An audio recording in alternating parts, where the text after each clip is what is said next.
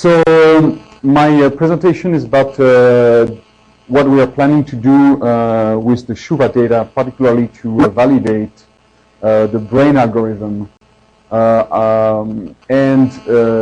This development of brain and this use of brain has been set up and funded mostly through a satellite project, which is a French-Indian satellite project called Megatropic.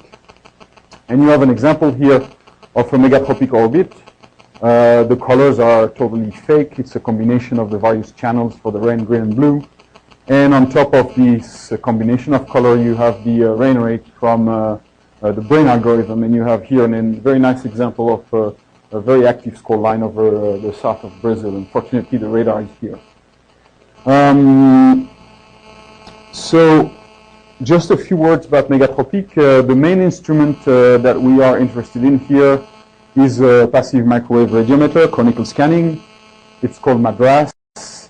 It's very similar in terms of performances to SSMI that was presented a little bit by Daniel earlier.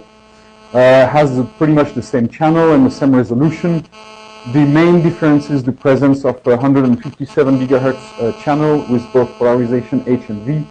And this is really interesting to look at scattering by really small ice crystals. Unfortunately, we have a lot of problems with this instrument right now. It is probable that we will succeed in getting about a year of data over the year 2012. But unfortunately, the instrument will probably die soon. There are some serious problems on the rotating part here, and so we have very little hope that this will last the 3 years that it was supposed to. What's interesting with Megatropic is that the orbit is a very low inclination, 20 degrees. So for any studies of rain in the tropics, it's really interesting because you end up with a really nice number of overpasses. This is a diagram that shows the latitude here and the number of overpasses here, and you can see that at the equator you are up to today, and degrees south or north you are degrees, 5.5 overpasses per day, on average over a month. So that really shows a very nice life cycle of the systems. When you're lucky, you can kind of catch the same system with about 1 hour, 1 hour and a half lag. 4 or 5 times. So the brain algorithm was designed in order to be able to run on whatever conical scanning instrument that is flying currently. So SSMI, SSMIS, TMI, MADRAS, and it used to run on AMSR E when we had AMSR E data, and it will run on AMSR 2 as soon as we access the data. This is a little bit of a flow diagram, flow chart showing how the things are organized in the Megatropic French community. So I am in charge of developing this algorithm and providing the level 2 product, instantaneous rain, as a surface rain and also a rain profile. And this is used as an input for 2 level 4 algorithm. This is a classical accumulation product, 1 degree, 1 day. Its original aspect is that it is provided with error bars on the rain rate, and we know that error bars are quite critical. There is another product that is very original too, and it's actually a life cycle characterization. These 2 level 4 products are a combination between the output of brain and geostationary satellite data to fill up the gap between the passages of the microwave satellite. And then we have these validation activities. One is algorithm validation, and the presentation that Audrey Martini gave this morning was really about this ice macrophysics characterization. And as she pointed out, we had 2 campaigns, one in 2010 and one in 2011. And we are also using the CHUVA data to really address this aspect. And in parallel, we have also an effort on really validating the products themselves, either the level 2 or the level 4. Today I will mostly focus on these 2 aspects, and I will not show many results, but a few results. So this slide was presented by Audrey this morning also. And what's important is that what we call algorithm validation is really trying to nail down this microphysics parameterization here. That's quite critical in the radiative transfer model. And the quality of the transfer function that we can characterize here through the radiative transfer model will be absolutely critical for the quality of the retrieval database. And this obviously impacts the quality of the retrieval itself. So we have this two level of validation, and I'm going to talk a little bit about each of them. So why is RAIN so difficult to retrieve and to validate? And I think it's something that we really need to keep in mind. First of all, RAIN is very intermittent spatially. There are a lot of places where RAIN is not RAIN, it's 0. And it also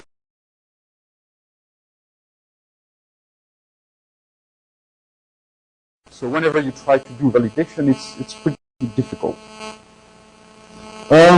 So the first thing that you're going to do when you're trying to validate your rainfall product is to check that you have a good coherence between the various platforms.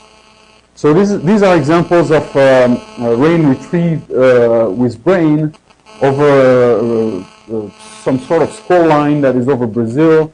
It's on the 9th of November 2011. It's a little far from the CHUVA region, but this is a nice case because within an hour, within an hour, you have an overpass of pretty much all the satellites that we're interested in. This is an overpass of SSMI. This is an overpass of SSMIS. Like an hour and a half later. An hour and a half later, we have, or 2 hours later, we have Madras, and then 2 hours or an hour and a half later, we have TMI. And it's really important that, as Daniel pointed out, that your rain estimates for the various platforms show the same kind of histogram. And you can see here that the area of the orange, for instance, are pretty close. The area of the most active rain, most active region here, when you have a lot of rain, they look also kind of similar. The yellow contours also are kind of similar in terms of number of pixels. So you can be confident that your histograms on the end will look kind of the same.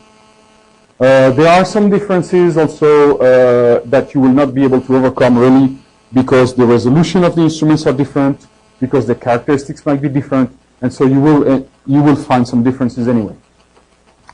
One other thing that is very important is your capability of distinguishing between rain and no rain. And as you can see here, it's important that you make sure that the number of pixels where the rain, or the pixels when the rain stops, and the pixels where it's raining are actually about the same. And you can see here that, for instance, you have a little bit more of these gray pixels which are rain rate below 0.5 millimeter per hour than here, for instance, or than here. That means there is some adjustment that might be necessary because these really weakly raining pixels or non-raining pixels will influence a lot your performances. So this is an example of this version of brain over land, over Brazil actually. And this is only the brain that works for TMI. And it's a comparison between the rain retrieved by brain and the rain retrieved by the PR over land. These thresholds here are actually, the numbers don't matter, but there are two different thresholds that tell you if a pixel is raining or if a pixel is not raining. In other words, it basically, the threshold kind of tells you what is your sensitivity to rain, and you decide to add more pixel or less pixel as raining. The lower the threshold, the more rainy pixel you have. So basically, you're adding light rain to average. That wasn't very clear. Sorry. What's important to see is that this number of light rain pixel that will kind of shift from rainy to non-rainy has a very strong impact on your performances. So your overall bias is pretty low. We are less than 1 millimeter here. But in terms of percent, it's actually quite high. And I did two comparisons. I did a comparison where I take all the pixels, and this hits comparison is just a performance when both the PR and the brain are agreeing that it's raining. And I also did a comparison averaging into a 1 degree by 1 degree box. The performances are a little bit better if you are more restrictive on the number of rainy pixels when you average, but the performances are a little bit better when you are a little looser on the number of rainy pixels if you don't do averaging. This is due also to the fact that you have geometry problem between the PR and the TMI because of the view angles, and view angles are going to be very critical over land because you're using the ice phase information, which is actually not on the ground, but can be between 5 and 10 kilometer altitude. There are some parallax problems. The other thing that is tricky is that this is a comparison. This is the accumulated surface rain from the PR, averaged over 1 degree by 1 degree boxes. And this is the surface rain as retrieved by one of the brain version.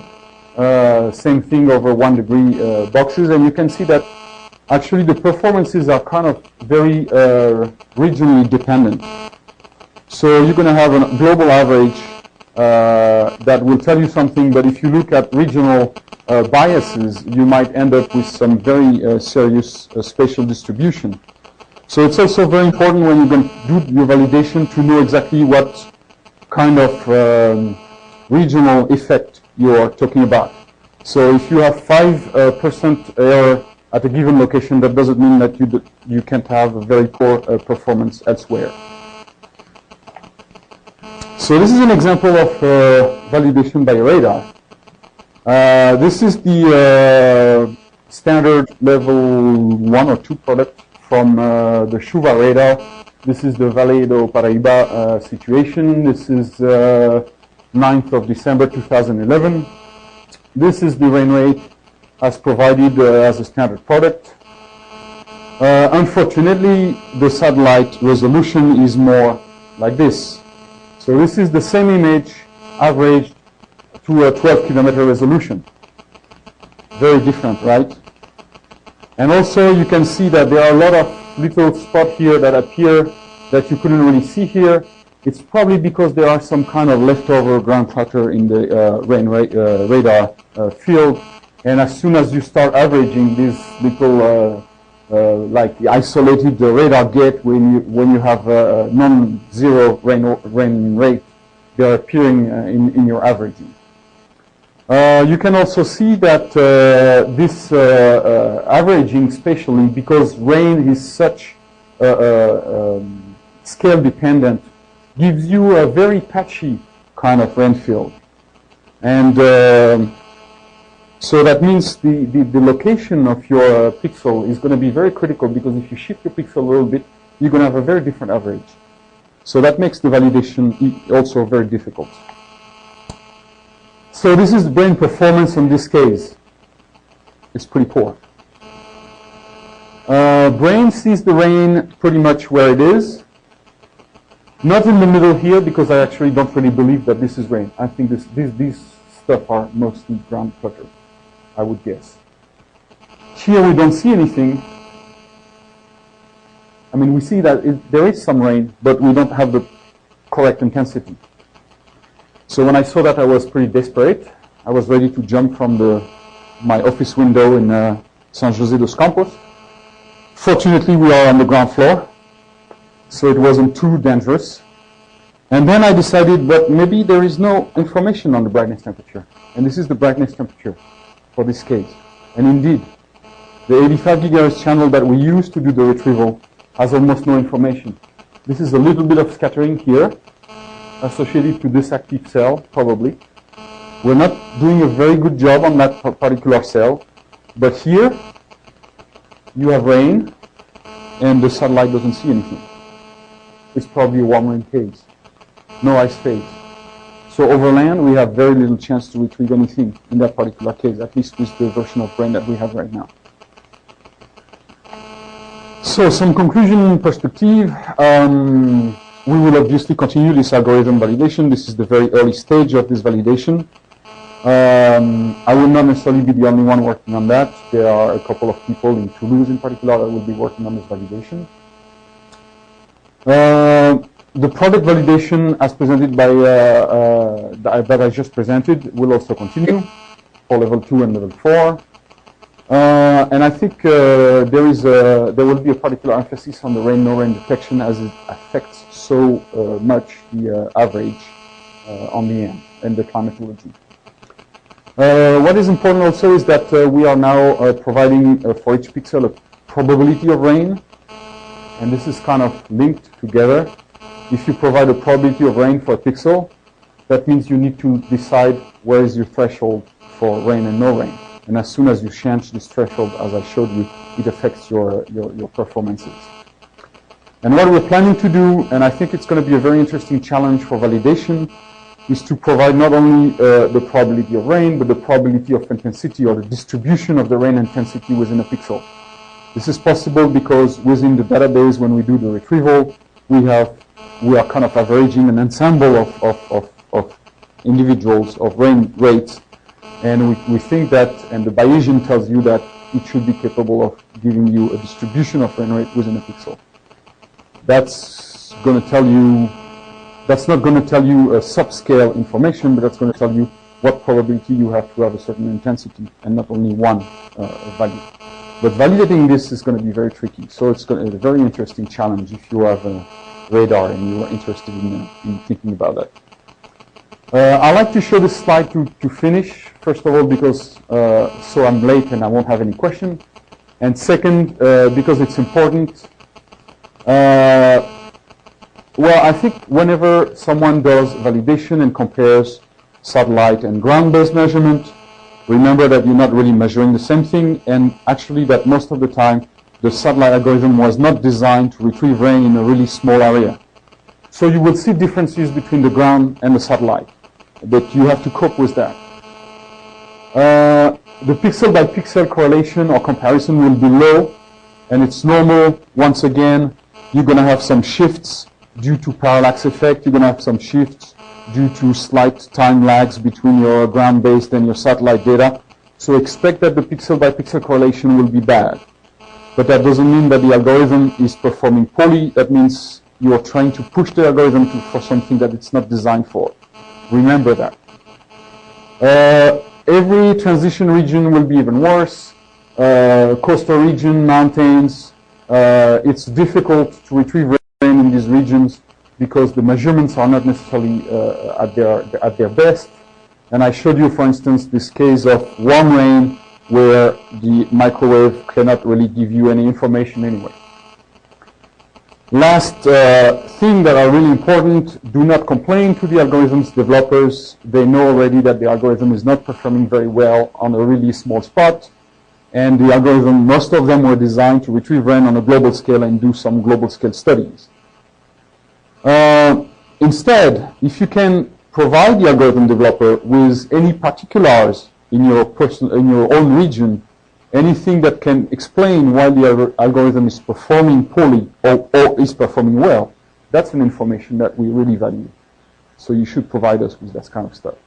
So because you are all CHUVA users and CHUVA data users, if you can give us a feedback on any of this, that's really good. Thank you. Questions?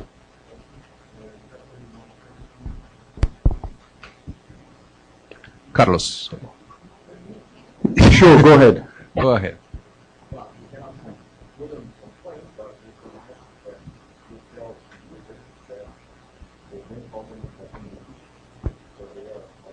I just did.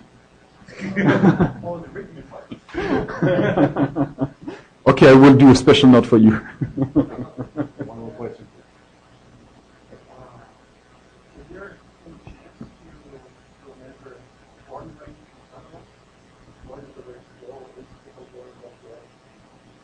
We are really trying hard. It's a very big challenge. We know that there is a lot of warm rain, especially in Brazil, and especially along the coastal areas, but it is certainly a very big challenge.